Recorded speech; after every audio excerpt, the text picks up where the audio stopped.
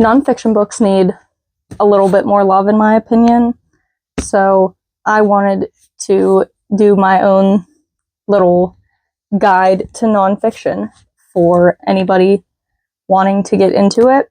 I have multiple shelves of different types of nonfiction around my room, and I do enjoy reading nonfiction quite often, actually. So I grabbed some of my nonfiction books that I think are pretty good for multiple levels, like how into nonfiction you are. And I thought it would be fun to make a little guide for anybody who may be interested in it. So I will start with beginner nonfiction, intermediate, and then I wouldn't call it expert, but like, I guess, expert. I have my stack. We'll talk about a beginner's book first. The first book that I have picked out is for beginners. I feel like this is easy for people to start with because it is a nonfiction that doesn't read like a nonfiction. So the Amityville Horror is a nice short nonfiction book. It is about a family living in a house where a family was murdered, and weird paranormal things start happening to them in their house in Amityville. And when I first looked at this, it just looked like a horror book, which is my favorite genre. So I picked it up for that reason. Only then, after paying for it, did I realize it says nonfiction on the back. I had no idea this was a nonfiction book, but I read it really fast, and it didn't really read like a nonfiction at all. It does just read like any other paranormal book, but there are like little things in there that make it more real, like more believable. I think that the fact that it's such an unbelievable story is what makes it read differently. I personally really enjoyed it, and I think that if you are just trying to get into nonfiction, this would be an easy gateway into nonfiction.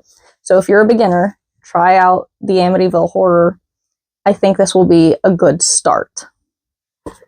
I have two for the intermediate level, and I'll explain why once I pick them up.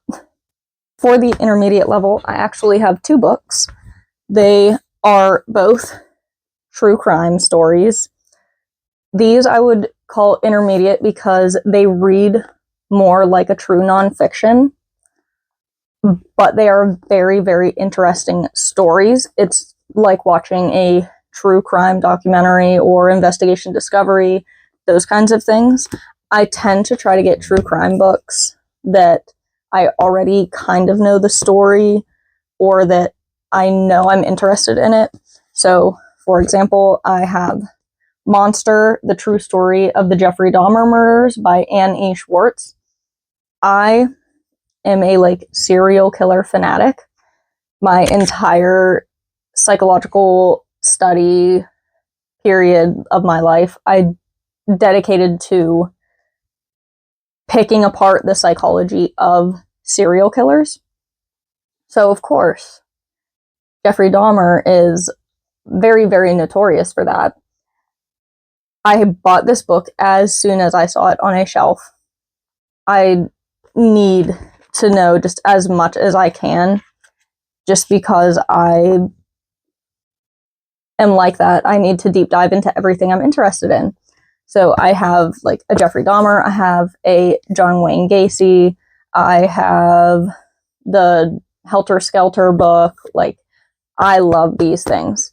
So these are a nice intermediate nonfiction book. I also have this one to show. This is about the Slenderman. I don't want to call it killing because they didn't actually die. Oops. But I was alive for this. I remember when this happened. So reading about it was very surreal. I think it would be good for people who are a little bit more into nonfiction, or anybody just interested in this kind of subject. They do read more like a true nonfiction, but they are very interesting and often fast-paced stories. So after a book like The Amityville Horror, you can move on to true crime. These next two, I guess you would call expert level. These are more difficult reads and a little bit harder to get through if you're not already familiar with nonfiction, or if you don't really intend to do really detailed books. I have Of Orcas and Men. I absolutely adored this book. I am obsessed with orcas. The psychology of orcas is really, really special and astounding, and they did talk a lot about that in this book. They had some beautiful pictures included. I'm trying to find one. But it really was divided in, like, oh, I love it. It was divided up into chronological order, or a more easy to understand order when talking about the different subjects. So like in the table of contents, it shows like everything they're going to talk about, and it all kind of follows a flow throughout the book. They do a really good job of telling stories in with the information, so that makes it a lot easier to read. I absolutely adore this book. I absolutely love this book. I recommend it to everyone possible, but not a lot of people like nonfiction, so I'm recommending for my own satisfaction, I guess. I also have The Lady in Gold. I was under the impression that this book would be much different than it was, but I have to say this is probably one of my more boring reads.